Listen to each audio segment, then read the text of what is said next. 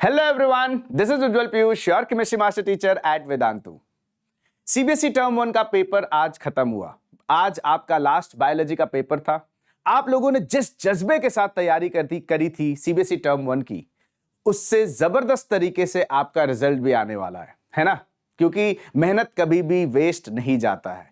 और hats off जिस हिसाब से आप सभी लोगों ने मेहनत करी टर्म 1 की, जिस जज्बे के साथ हमने टर्म 1 की तैयारी करी थी, जितनी मेहनत, जितनी जान लगाई थी हमने टर्म 1 के लिए, उतनी ही मेहनत, उसी जज्बे से अब हम लोग नीट 2022 की तैयारी करने वाले हैं।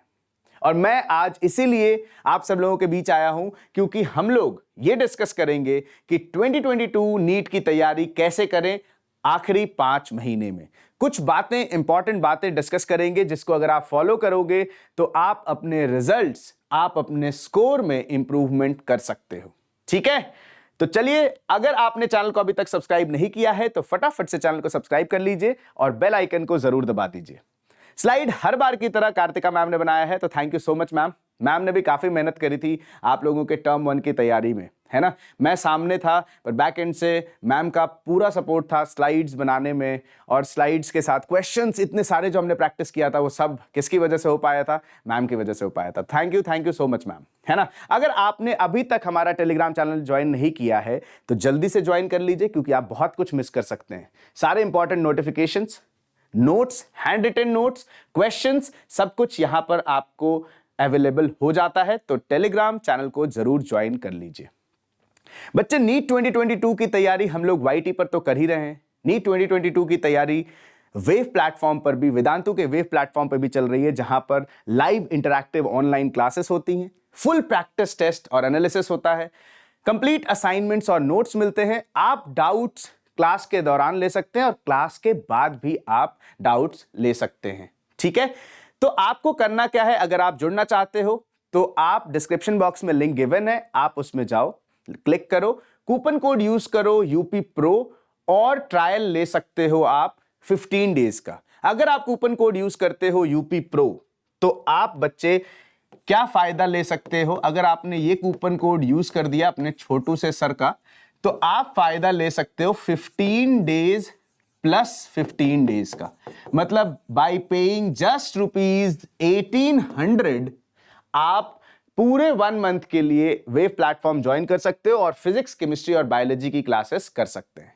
अगर आप 12th में हैं और फिर बैच ज्वाइन करना चाहते हो तो आप क्या कर सकते हो, कैसे ज्वाइन कर सकते हैं? बाय पेइंग जस्ट ₹900 आप बैच ज्वाइन कर सकते हो। अगेन डिस्क्रिप्शन बॉक्स में लिंक गिवन है, आप वहां पर जाओ, क्लिक करो, यूपी प्रो कोड लगाओ और सिर्फ ₹900 पे करके ज्वाइन कर सकते हो। And we at Vedantu promise you कि अगर आप लॉन्ग टर्म बैच में जुड़ते हो हमारे साथ, और अगर आप 75% अटेंडेंस रखते हो क्लास में और टेस्ट में भी आप 75% अटेंडेंस रखते हो, तो हम प्रॉमिस करते हैं कि आपके अंदर इंप्रूवमेंट आएगा। अगर इन केस ऐसा नहीं होता है तो we at Vedantu promise you कि आप अपनी सारी फीस वापस ले सकते हो, आपसे एक भी सवाल नहीं पूछा जाएगा। ठीक है, और इसी भरोसे के साथ, इसी डेडिकेशन के साथ जब हम लोग तैयारी करते हैं वेव प्लेटफॉर्म पर, तब ये अमेजिंग रिजल्ट्स आता है कि नहीं? पवित्र ऑल इंडिया रैंक 23, स्कोर देखो आप 710। अनिरुद्ध ऑनलाइन क्रैश कोर्स से all India rank 92, score 705। Shivank online crash course all India rank 143, score 700। अगर मैं टोटल नीट क्वालिफायर्स की बात करूं तो इट इज 1172। तो आई जस्ट से कि keep calm and trust Vedantu. ठीक है, तो आइए शुरू करते हैं हम लोग कि नीट 2022 की तैयारी कैसे करें।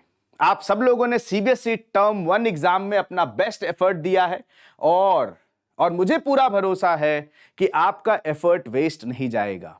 यहां पे मैं कहना चाहूंगा अपने लिए भी कि आपका और हमारा एफर्ट वेस्ट नहीं जाएगा, और आप अमेजिंग रिजल्ट्स के साथ मुझे बताओगे कि सर हमने जो मेहनत करी थी उसका रिजल्ट आ गया है ना? हमने खूब दिन रात मेहनत करी। आप देखो, full non stop live classes, 11 hour की क्लास करी थी हमने, फिर 1000 एमसीक्यू का तूफान किया था हम लोगों ने, और लास्ट पेपर से एक दिन पहले मैंने आपको एक फाइनल रिवीजन कराया था जहां पे फॉर्मूला, ट्रेंड्स और रिएक्शन दिया था।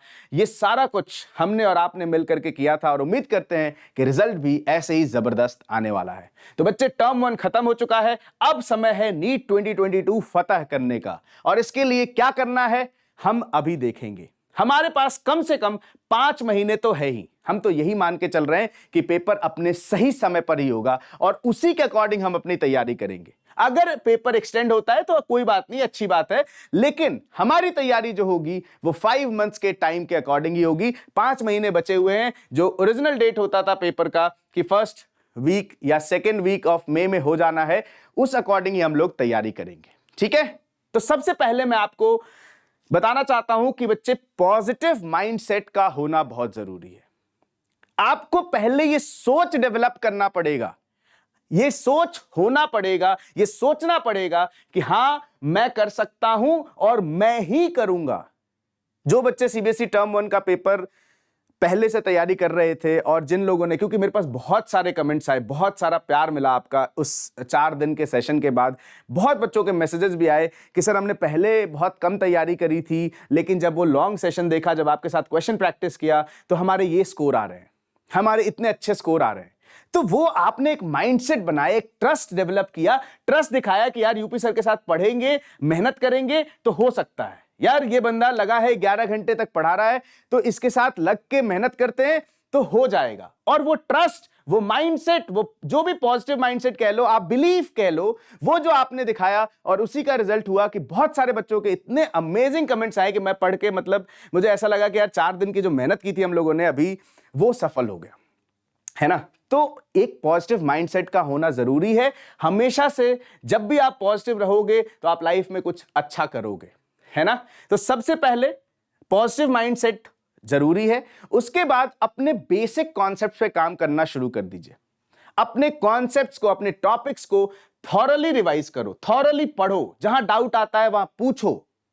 जहां से भी पढ़ रहे हो आप एक बिलीफ सिस्टम क्रिएट करके पढ़ो कि यार इनसे पढ़ेंगे और लास्ट तक साथ नहीं छोड़ेंगे तो रिजल्ट भी अच्छा होगा। तो अपने बेसिक कॉन्सेप्ट्स अपनी एनसीईआरटी से थॉरली रिवाइज करो। और सबसे इंपॉर्टेंट बात जो मैं आपको बताता हूं कि शॉर्ट नोट्स बनाइए हर सब्जेक्ट का। आपको हर सब्जेक्ट को इक्वल इंपॉर्टेंस देना पड़ेगा। अगर आप किसी सब्जेक्ट में अच्छे हैं तो ओवर कॉन्फिडेंट नहीं होना है, उसको भी उतना ही टाइम देना है, उतनी ही प्रैक्टिस करनी है जितना कि जिसमें आप वीक हैं। तो हमेशा शॉर्ट नोट्स बना दीजिए। हालांकि ये हम लोग चैनल पे आपको ये शॉर्ट नोट्स बताते हुए जब लास्ट टाइम रिवीजन कराते तो ये भी बताते हैं, बट जब हम खुद से शॉर्ट नोट्स बनाते हैं तो हमें पता होता है कि हमने कहां क्या लिखा है, और उससे जब हम रिवीजन करते हैं तो चीजें काफी आसान हो जाती हैं। तो बेटा शॉर्ट नोट्स बहुत हेल्पफुल होंगी रिवीजन के लिए। जब आप लास्ट टाइम पे रिवाइज कर रहे होगे पेपर से पहले तो ये आपको एक कहते हैं ना ब्रह्मास्त्र की तरह काम करेगा, है ना। और मेरे प्यारे बच्चों, किसी भी चीज को रटने की कोशिश मत करो। रटने से ज्यादा इंपॉर्टेंट है कि आप उस कॉन्सेप्ट को समझो। कॉन्सेप्ट्स को समझोगे तो ज्यादा दिन तक चीजें याद रहेंगी, ज्यादा समय तक चीजें याद रहेंगी और आप उसे भूलोगे नहीं। ये सबसे इंपॉर्टेंट है कि आपको चीजों को मेमोराइज नहीं करना है, चीजों को मेमोराइज नहीं करना है। आपको क्या करना है, आपको उसके कॉन्सेप्ट्स को थॉरोली समझना है ना, जिससे चीजें ज्यादा समय तक याद रहें और फिर जब हम उससे क्वेश्चंस करें तो हमें बार बार चीजों को रिवाइज करने की जरूरत ना पड़े। ठीक है, क्योंकि आप रटोगे तो आज नहीं तो कल, नहीं तो परसों भूल जाओगे। और मैं हमेशा कह रहा हूं कि अगर आप नीट में अच्छा करना चाहते हो, नीट में चाहते हो कि यार रिजल्ट जबरदस्त आए, जैसा कि हमने मेहनत करी टर्म 1 के लिए, वैसी मेहनत अगर करने के लिए आप तैयार हो तो आपको हर तीनों सब्जेक्ट की, अगर मैं बात करूं, हर सब्जेक्ट फिजिक्स, केमिस्ट्री और बायोलॉजी पे जान लगानी पड़ेगी। देखो मेहनत का कोई सब्स्टिट्यूट नहीं है। मैं अभी भी कह रहा हूं कि चाहे मैं कितनी भी बातें बोल लूं, अभी जो मैं ये सारी बातें बता रहा हूं ये शायद 90% जनता को पता है, लेकिन वो वही है ना कि तुम लोग अभी सुनते हो फिर भूल जाते हो। तो तुम्हें बार बार बताने के लिए मैं आता रहूंगा कि भाई मेरे बार बार बोलने से अगर 10 लोगों का भी इसके प्रति रुझान बढ़ जाता है कि नहीं मेहनत करेंगे तो मेरा काम सफल हो जाएगा। एंड दैट्स व्हाई मैं हर बार आपसे कहता हूं कि देखो there is no substitute of hard work. आपको मेहनत करनी पड़ेगी, तीनों सब्जेक्ट में जान लगाना पड़ेगा, तभी जाकर के जो सपना तुमने देखा है, जो रैंक तुमने अज्यूम किया है कि यार ये रैंक आना चाहिए, ये कॉलेज मिलना चाहिए, तभी मिलेगा। सिर्फ सोच लेने से, सिर्फ वॉलपेपर पे लगा देने से, सिर्फ लोगों को बोल देने से नहीं होगा। उसके लिए आपको वो एफर्ट्स डालने पड़ेंगे, वो मेहनत करनी पड़ेगी। और मुझे पूरा भरोसा है कि आप लोग करोगे, क्योंकि मैंने देखा है मैंने देखा है वो जुनून, मैंने अभी वो जज्बा देखा अभी जब हम लोग टर्म 1 की तैयारी कर रहे थे। चाहे सचिन सर की बात कर लूं, चाहे अंबिका मैम की बात कर लूं, चाहे मीनाक्षी मैम की बात कर लूं, चाहे मेरी बात कर लो आप, वो जब हम लोगों ने मेहनत करी तो वो जज्बा आप लोगों ने दिखाया सामने से, वो जज्बा आप लोगों ने दिखाया, वो मेहनत आप लोगों ने दिखाई। ये जो अभी हम लोग अब प्लान कर रहे हैं कि नीट 2022 के लिए हम लोग कैसे मेहनत करेंगे बच्चों के लिए, वो इसी वजह से, क्योंकि वो जज्बा हमारे अंदर वो आग पैदा कर रहा है कि नहीं, हम वैसी मेहनत आपके साथ नीट 2022 के लिए भी करेंगे, हम सब लोग मिल करके करेंगे। तो वो मैंने देखा है और इसीलिए मैं कह सकता हूं, इतने भरोसे से कह सकता हूं कि आप लोग ही कर सकते हो, आप लोग ही करोगे। और इस सब को करने के लिए बेटा डेली रिवीजन बहुत जरूरी है। डेली रिवीजन बहुत जरूरी है। आप जो भी पढ़ते हो, आपका टास्क है, आप कोचिंग करते हो, आप क्लास करते हो, उससे रिलेटेड नोट्स बनाते हो, तो ये शॉर्ट नोट्स जो आपने बनाया है उसको आप डेली रिवाइज कर लो। Daily revision of each subject is important. जब आप डेली किसी चीज को रिवाइज करोगे तो वो आपको अपना अपना सा लगेगा, और जब अपना अपना सा लगने लगेगा तो समझ लो कि बस मंजिल ज्यादा दूर नहीं है। स्टार्ट करने में डर लगता है बच्चे।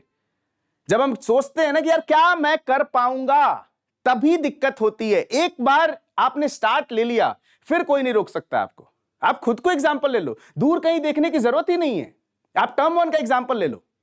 आपने सोचा कि नहीं कर लेंगे और सामने से एक इंसान खड़ा था कि करा देगा, तो आपने क्या किया, स्टार्ट लिया, और स्टार्ट लिया तो फिर जुड़े रहे, मेहनत करी, रिजल्ट हो गया। यही चीज है बच्चे, हमेशा हमेशा सबसे मुश्किल काम है टू स्टार्ट।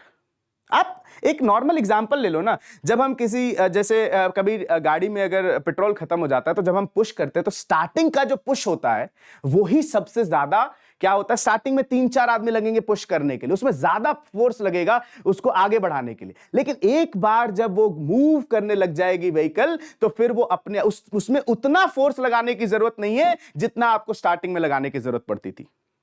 ये तो सबने नोटिस किया होगा, सबने देखा होगा।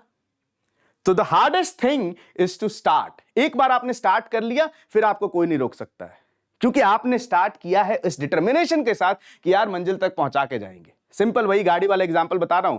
आपने पेट्रोल खत्म है, आप धक्का लगा रहे हो, आपका मंजिल पेट्रोल पंप है। ऐसा तो नहीं होगा ना कि यार सब लोग मिलकर के स्टार्ट करवा दिया, धक्का दिलवा दिया कि यार शुरू करते, धक्का तो दे दिया और बीच रास्ते में फिर आपने रोक दिया।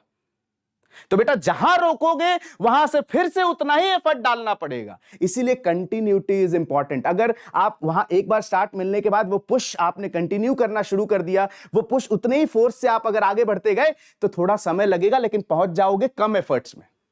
लेकिन अगर आपने सोचा कि नहीं थोड़ा रुक के इंतजार कर लेते हैं, थोड़ा रुक करके हम लोग थोड़ा कुछ और कर लेते हैं, कहीं मन भटक गया कुछ और करते हैं, यार जो हमारा मेन मोटो था गाड़ी पुश करना वो नहीं करते हैं, तो बच्चे फिर से मैं कह रहा हूं आपको फिर से उतने इंसान लगेंगे कि यार एक बार फिर से मेरे को पुश करा दो, एक बार मेरे को स्टार्ट करा दो। और बार बार मौका नहीं मिलेगा बच्चे, बार बार जरूरी नहीं है कि वो सारे इंसान जो आपको पहले मोड़ पे मिल गए थे वो दूसरी बार भी मिल जाएंगे। इस बात का ध्यान रखना। बहुत प्रैक्टिकल है, बहुत लोगों को लगेगा भी कि ऐसा नहीं है, लेकिन ऐसा ही है। बार बार हर मोड़ पर आपको वही या उतने ही डिटर्मिनेशन वाले इंसान नहीं मिलेंगे। तो बच्चे एक बार अगर आपने स्टार्ट ले लिया तो उसको कंटिन्यू करो, उसको रेगुलरिटी में रखो, तभी जाकर के रिजल्ट बढ़िया होगा। और हमेशा आप याद रखो कि practice makes a man perfect. आपने थियरी पढ़ लिया, आपने रिवाइज कर लिया, और आपको कम से कम बच्चे 50 MCQ, कम से कम बोल रहा हूं 50 MCQ पर चैप्टर प्रैक्टिस करने ही करने हैं। ज्यादा कर लो तो बहुत अच्छी बात है, लेकिन 50 का 49 नहीं होना चाहिए। NCERT के एग्जाम्पलर्स हैं आपके पास प्रैक्टिस करने के लिए, आपको दूसरी किताबें नहीं देखने की जरूरत है। आप नोट्स पढ़ो, जिन टीचर्स को आप फॉलो करते हो उनके नोट्स पढ़ो, चैनल को फॉलो करते हो आप, चैनल पे जो नोट्स दिए जाते हैं वो नोट्स पढ़ो, टेलीग्राम से हैंड रिटन नोट्स उठाओ, लास्ट 10 साल के नीट और एम्स के प्रीवियस ईयर क्वेश्चन कर लो। That is more than sufficient, that is more than sufficient. अगर आप इतना कर लेते हो तो विश्वास मानो आपको अच्छे स्कोर लाने से कोई नहीं रोक सकता है। और सबसे बड़ी गलती जो हम नहीं करते हैं, इवैल्यूएट करना।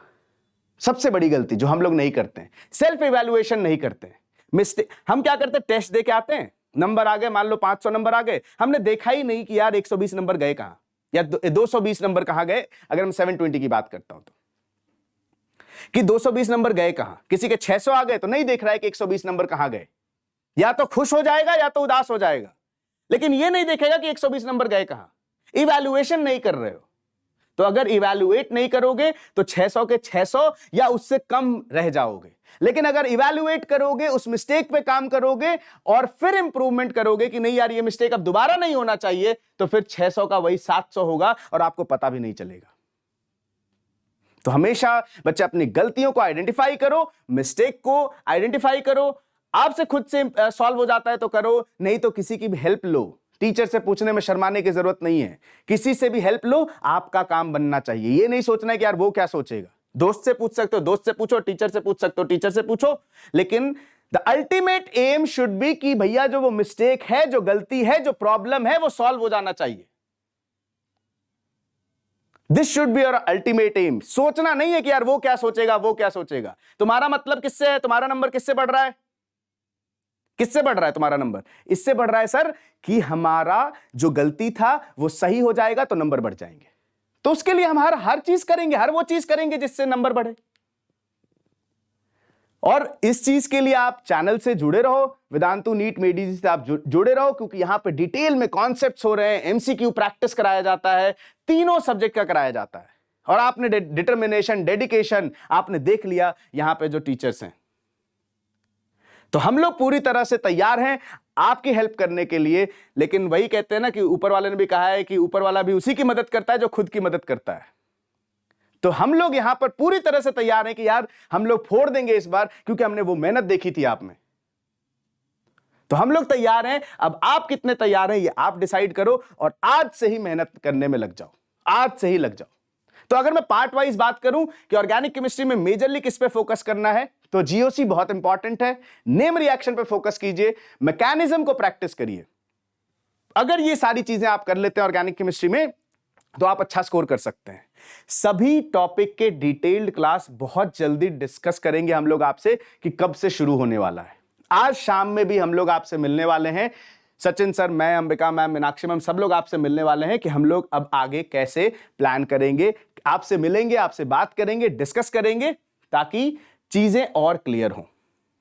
ठीक है, और ये भी बताएंगे कि कब से हम लोग क्लासेस शुरू करने वाले हैं। दूसरा, इनऑर्गेनिक केमिस्ट्री के लिए बात करें तो बच्चे हर लाइन को केयरफुली रीड करना है। मैंने एक सीरीज शुरू करी थी एनसीईआरटी लाइन बाय लाइन, वो सीरीज मैं वापस से कंटिन्यू करूंगा।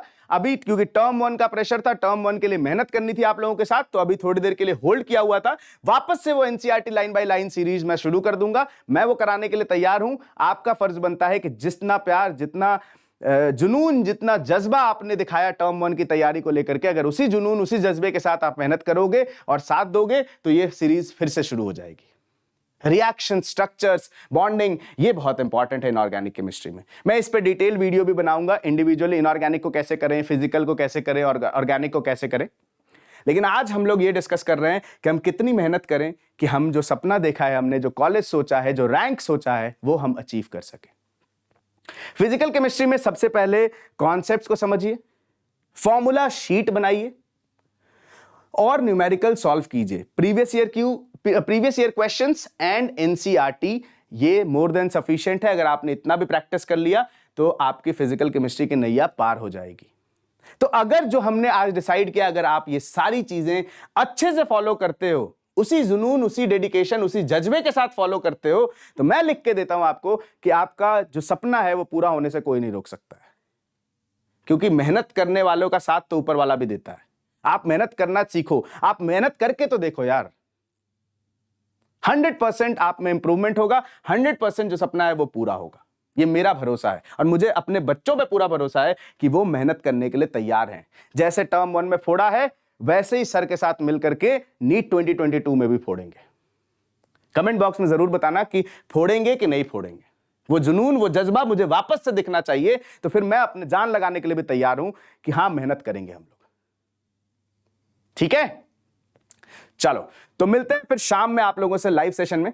तब तक के लिए बाय बाय, टेक केयर, पढ़ते रहो, मुस्कुराते रहो और खूब सारे सवाल लगाते रहो। Bye bye, take care.